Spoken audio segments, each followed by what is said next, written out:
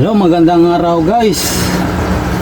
Ngayon ay linisin ko na ang reef tub na pinaglagyan ko sa aking crayfish kasi nga makikita nyo naman ay marumi na. Kaya kailangan na rin linisin. So bago tayo maglinis ay kailangan muna nating kunin ang mga crayfish para hindi sila mabubulabog. So, lagyan natin muna dito sa mga transparent na tupperware. Tatlo sila kaya tatlo rin na tupperware. So lagyan muna natin ng tubig.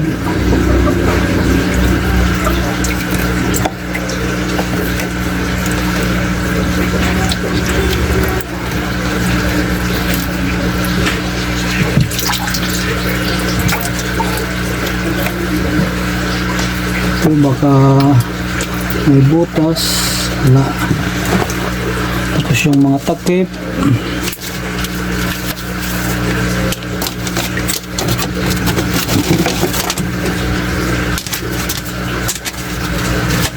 okay, ready na.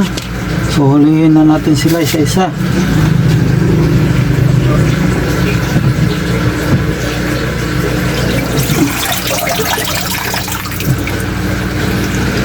Ito yung nagmulting.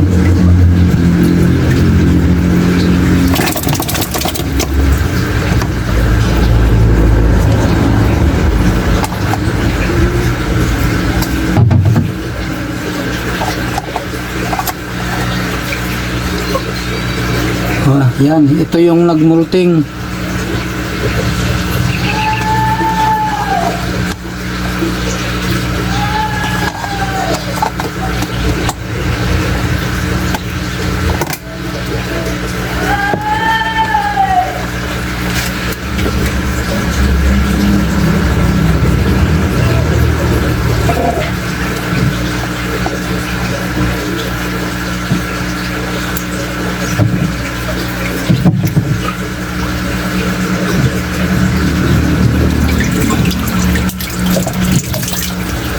Pangalawa,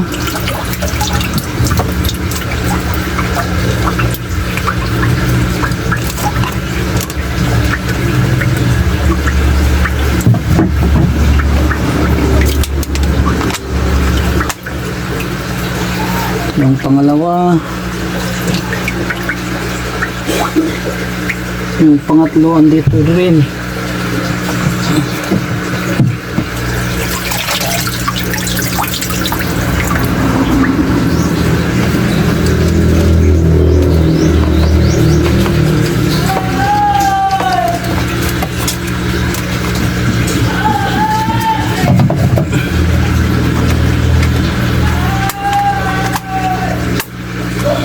Tingnan natin nga kung may itlog na.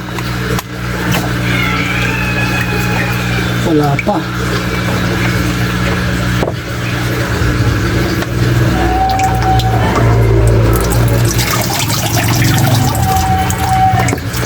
Wala pa.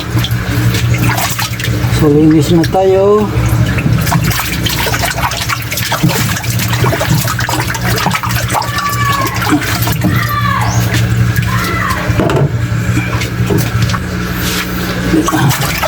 Linisan din natin itong mga tubo kasi kinapitan na ng dumi.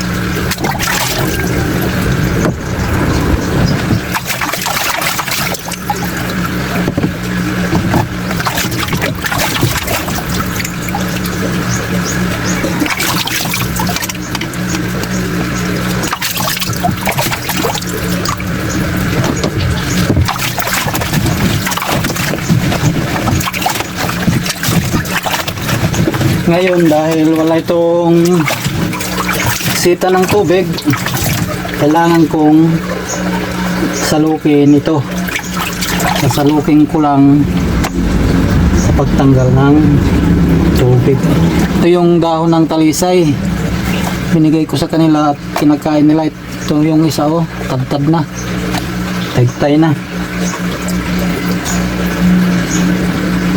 Ito naman yung pinagmulting, oh, kinain din ng mayari.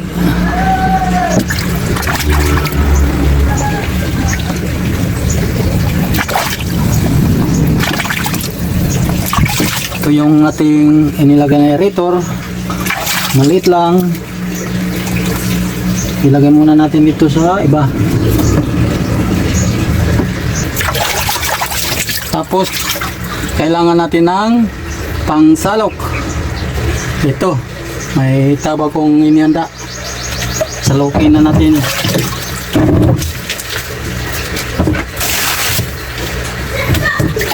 Hindi ko pa kasi ito nalagyan ng eksita ng tubig.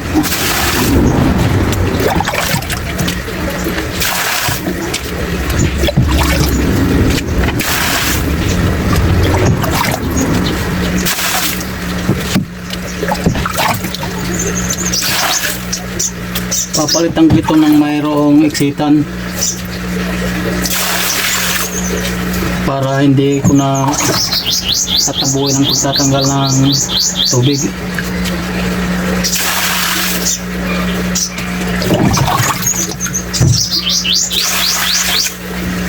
Mano-mano pa.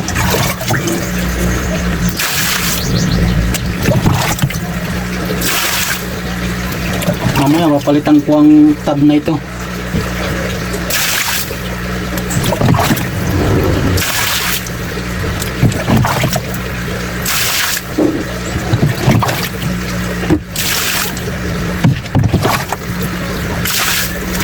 Nakikita nyo ang dumi-dumi.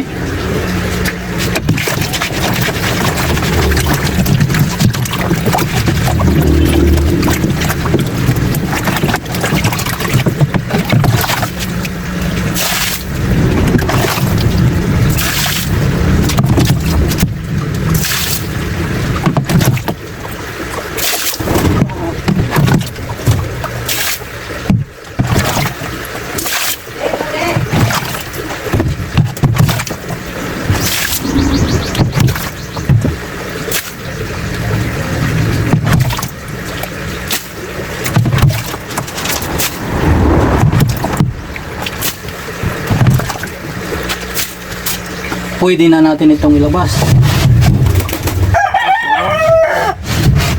Kailangan natin tanggalin ang mga kahoy na pinagpatungan ng tab na ito.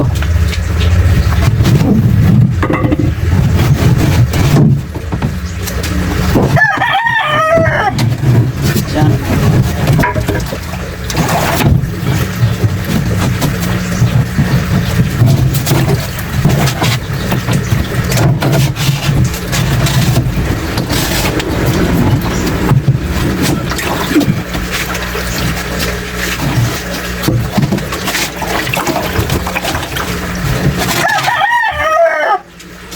Ang tanong ngayon, kakasya ba kaya dito ang ipapalit kong tab?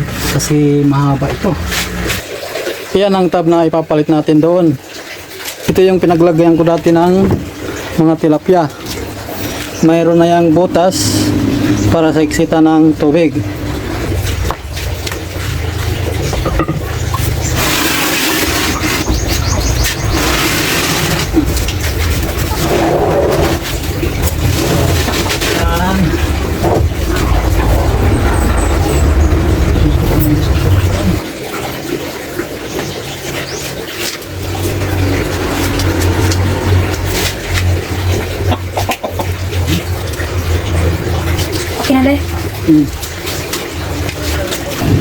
So ayan guys, na ilagay na rin natin sa pisto ang rip tab na